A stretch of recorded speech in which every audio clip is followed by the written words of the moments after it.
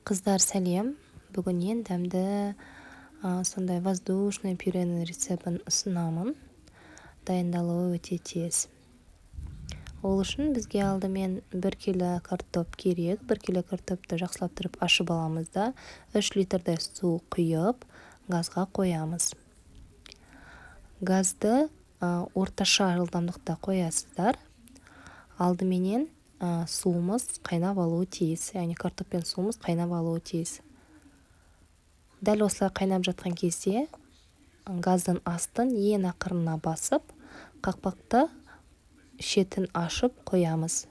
Қыздар, тұз ештеңе салмаймыз, тек қана жай ғана су және картоп. Дайын болғаннан кейін, картоп піскеннен кейін суын төгіп тастаймыз. Қыздар, піскенін шанышқы арқылы немесе аяғаш таяқшамен тексересіздер. Картоп жұмсақ болып пісу керек. Суды соңына дейін құймайсыздар. Түбінде су алып қаласыздар, қыздар. Азғантай ғана суды алып қаламыз.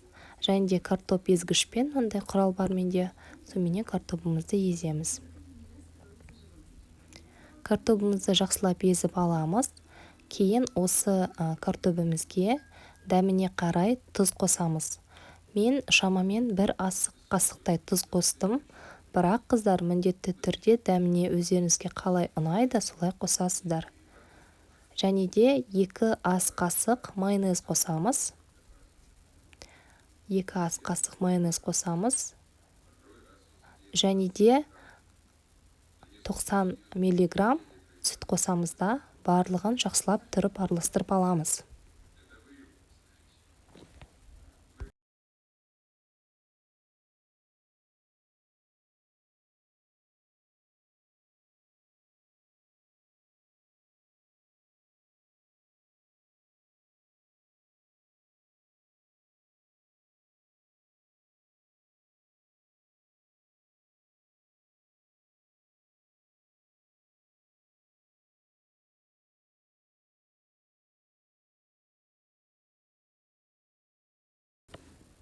Осылай барлығын араластырып алғаннан кейін, осы пюремізді миксерменен араластырамыз.